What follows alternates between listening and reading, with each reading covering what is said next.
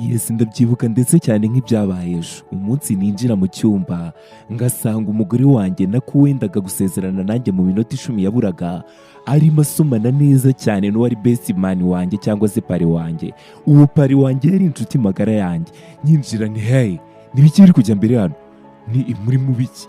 Umugore wanjye wikanze cyane yumvisha umuntu akinguye urugi ati hani nta kibaye nuko gusa yari arimo kumfasha gufunga imashini y'ikanzu.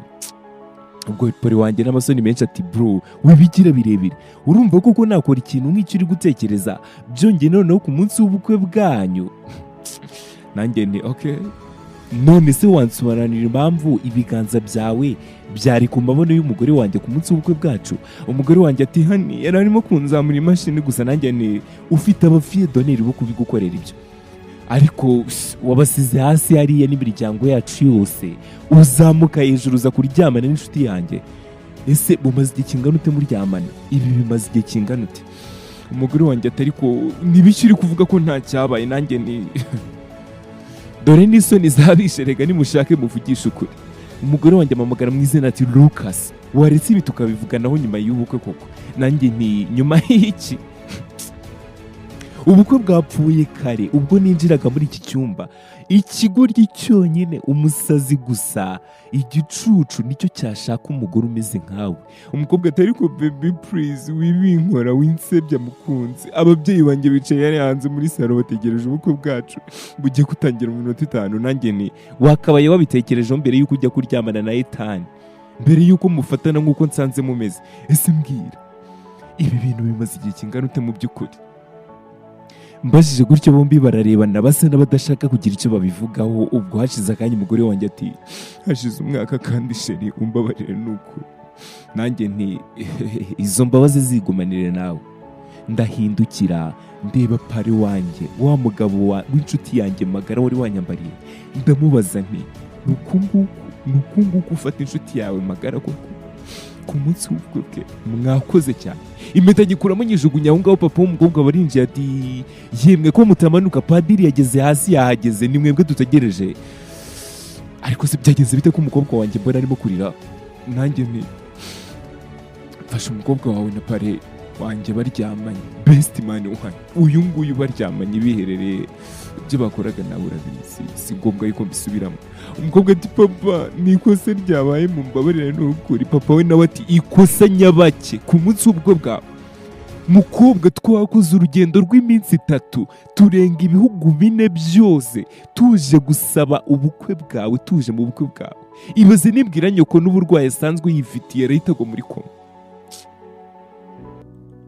Ubwo njye negereye umukobwa ndanyije ndamubwira nti uyu ni wo munsi umbabaje mu buzima bwanjye, ariko ikintu cyiza kiwurimo mbashije kubona inzoka mu kirahuri narashyira ku munwa. Ibi ngibi birangiriye ahangaha. Ni n'ubwanyu mubonye isura yanjye. Uramemukiye cyane. Amahirwe masa my friend nyuma y'ibyambayeho. Iyi niyo baruwa nshaka kwandikira umukunzi wanjye wo mu gihe kizaza ushobora kuzaba umugore wanjye. Umukunzi wanjye wo mu gihe kizaza, umva icyo nshaka kukwibwirira. Umbabarire ko tuzahura tuzamenyana unsanze muri process yo gukira ibikomere byahashize. Umbabarire ko nahisemo gukunda abantu ntakabaye narakunze. Nibagirwa kwikunda njye ubwanjye kandi nkabakunda kurenza uko nikunda. Nikomerekeje umutima gusa hejuru y'umuntu utarunankwiriye. None aka kanya umbabarire yuko uyu munsi duhuye umutima wanjye ufite ubwoba bwo kongera kubabara no gukundana nanone.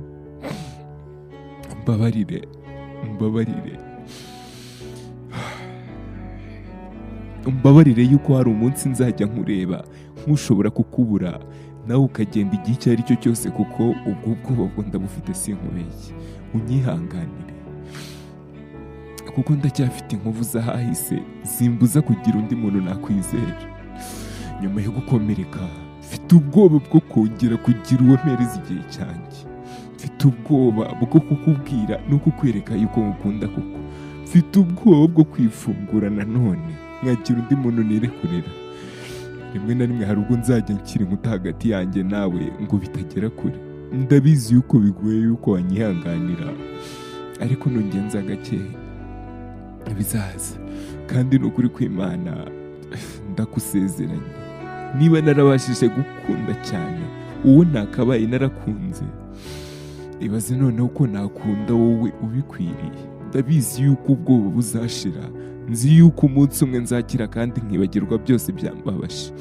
Ndabizi yuko umunsi umwe nzerekana inkovu kugira ngo abafite ibikomere bikiva nabo bizere yuko bishobora gukira, ariko mbere yuko icyo gihe kigera, ndakwinginze mbabarira, uzangenze gake kandi uzanyihanganire nimba ntarabasha kugukunda nk'uko ubikwiye.